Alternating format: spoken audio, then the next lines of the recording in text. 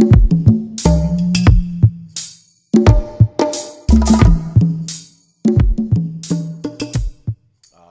people need some information.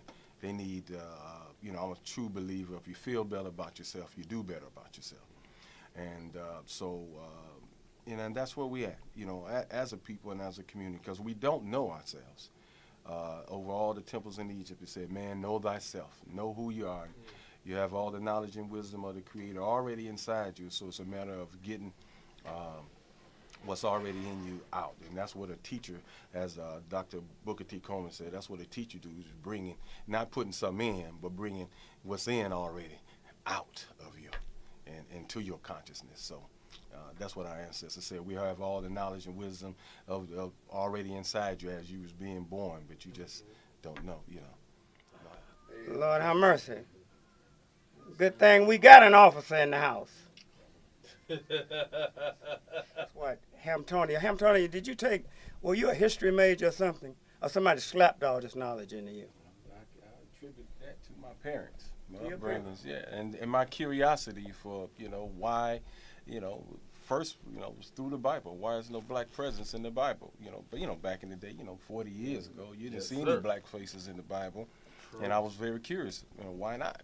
Why we don't talk too much about Africa in history classes and things like that. So, that coupled with my father, instilling, history, talking about the Tuskegee Airmen and some of the soldiers that actually won the war, and they flipped the script and put white folks in there in place of them when the battle was won, So he was telling me all those things as I was growing up. So. Is your father still living? No.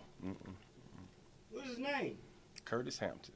All right, Curtis Hampton. So he put you on this path that you're on now. Absolutely, and my mother.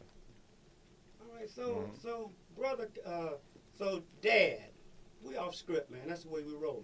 Dad. So Dad would slap you for being a policeman right now, wouldn't he? No, he let me make my own decisions because you got to understand. Just like some people say, working both sides of the field, being Republicans and Democrats, where regardless on who win, just like the bookies, you still got a voice, you know what I mean? And so by being a police officer, it gives me and attributes me that opportunity of really showing our community that there is police officers that are sensitive to what's going on in the community and real people, Hamptonia, you were riding behind me when I was coming in. Did you see me pull my seatbelt up? I didn't know that was you, man. Did you see me pull my seatbelt up over my shoulder? Do you see that a lot, Hamptonia? Oh, man, that's funny. It's funny. Sometimes we just play with people, We'll see how they ease that seatbelt on. Some of them even stick their hand out the window and start doing signals, the turn signals, like with hand. They go 10 and 2 o'clock, 10 o'clock, on the steering wheel and everything. But, it's good, It's good to be in the position that, at times you can make a decision, whether to, give someone a ticket, take them to jail, or just give them a scolding and a talking to. So and that's why we need police officers who are really from the community and understand the community, in order to gauge that type of to gauge that in order to, say, I think right now, a good talking to would better serve that particular person rather than arrest them or giving them a ticket like that. So, so it affords you that opportunity. The community has the utmost respect for you because they know you're going to administer the law, but you're also going to be fair because you know the people, and so that's what it's all about. So, absolutely. So. Absolutely. I know your father would be very proud of you, the way you carried yourself and the way you moved up through the ranks. You did pretty good. And you would encourage others to get in the force because it would, if they do like you, they can come on up in the rank and make a little money too, right? You're kind of rich, aren't you? No, mostly, our profits tend not to be rich, you know what I mean? So you tend to get your wealth and your accolades from other things, from your deeds, So that's what it's all about, because we all have to answer to the Creator one day, and that question is going to be, what did you do? What change did you make? So that's where you get your rewards from. Oh, so you trying to go to heaven, like Ted Gary. That's right. Yeah, you know, Right. I'm trying to be one with the Creator I in understand. spirit, you know. Briefly, tell me about some of the guests you have on and some of the guests you plan on having on. Can you Oh yeah. hit me with that? Well, if a lot of our listeners out there are familiar with Hidden Colors, a lot of those brothers, you know, from Dr. Booker T. Coleman to Dr. Tony Browder, Dr. Umar Johnson, all those brothers, you know, come on. Professor Smalls is a regular on this show. You know, matter of fact, he's going to be coming in June as for a lecture here in Cleveland. Brother Smalls, I really love that brother because he's doing things, and what I mean by that, you know, I try to get on some of my conscious listeners about, you know, we on read books, you know, but we need to, you know, get some tangibles here. You know, we need to take the information that we learn and put it into something tangible that we can touch and smell and feel, and others in the community can feed off of that, you know. So we haven't read enough books, you know. It's time for us to really, you know, put some things together. So Brother Small have, with Dr. Leonard Jeffries, went over to Ghana, and they got a 31 suite hotel over there and doing business. And that's one of my passions as far as letting people opening that doorway, and that we have to make that connection between us and Mother Earth. They're waiting on us. And most black people all over the planet is waiting for the African American blacks to get our act together, because they'll follow right after us. But we don't, you know, we in denial of our ancestral background, our heritage, because propaganda is out there always put negative things. You know, you got grown folks. It's a shame, brother, that you still have grown folks asking, they have houses and grocery stores in Africa. Yes, sir. You know what I'm saying? Yes, sir. That's how deep it runs. You know, that's where we have to come from. You know what I mean? And get ourselves acts together, because who's ever in control of the propaganda, that particular information, or, you know, that's the spoils of war. So they you know, the conqueror goes out and put out all the information that they want out there, their truths and their reality, and therefore you become assimilated. I mean, guess what? It becomes your truth. And that's why, you know, by us doing this parade, this Black History Parade, and it's hard and pulling teeth and getting people to participate in it, but guess what? They'll go down to and wear green at the Irish Fest. Yeah. Wow.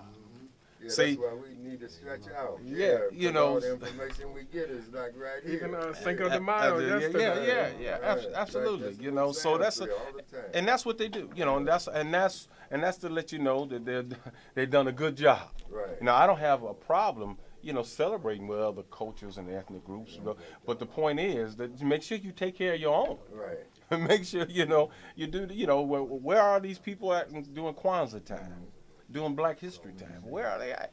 You know, but, you know, because they want to go, you know, just because, you know, the simulation and been brainwashed to not love themselves and not care about themselves. So we go down there and celebrate, wear green, drink green beer, and have a good time. You know what I mean? So that's the problem, and that's where we at, and that's where a lot of the things that happen to us as a community right now is because there's no united front.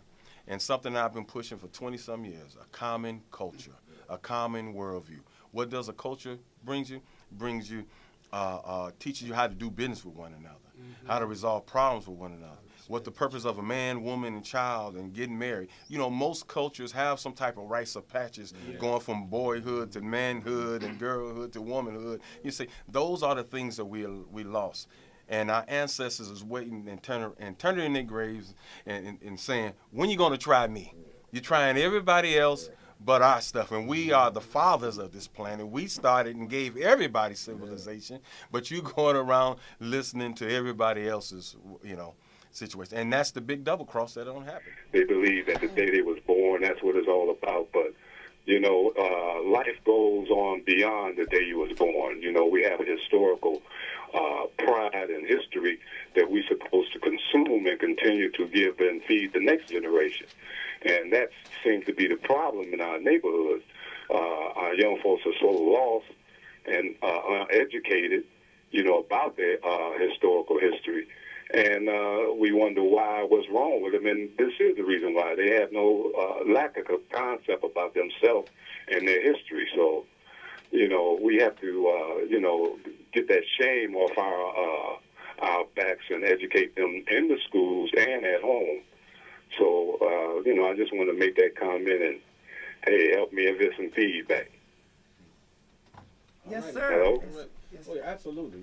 That's you're on point with that, and you definitely, and that's why it's so important, as far as a culture is concerned, is necessary, and I think that's the missing link, in our community and what we are dealing with. A culture, our worldview, how we see ourselves, what place we see ourselves in the world, and in the universe.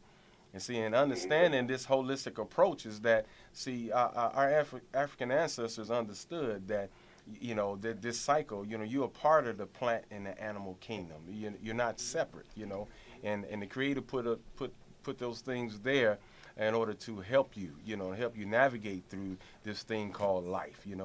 These spiritual beings having this physical embodied experience. So this is a learning process, but it's a shame that, us being in this particular situation is that people work so hard, to keep your information. Why? You got to ask yourself a question. Why is somebody working so hard not to let you know about yourself?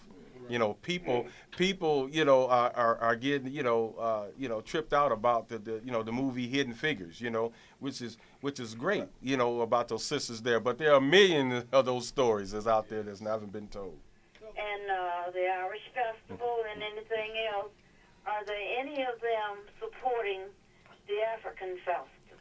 Wow, that's a good question there, Right now, I'm having a few talks with Kevin Conway. He's about the only one that really acknowledged what we was trying to do. I was hoping by now. This is going into our 7th year now, okay? Wow. Our 7th year. This is probably one of the only festivals that is put together by grassroots people like me and you. It's not backed by an award. It's not backed by one of those Mount Pleasant development type of agencies. This is regular people like me and you decide to do our Black History celebrations when it's warm outside.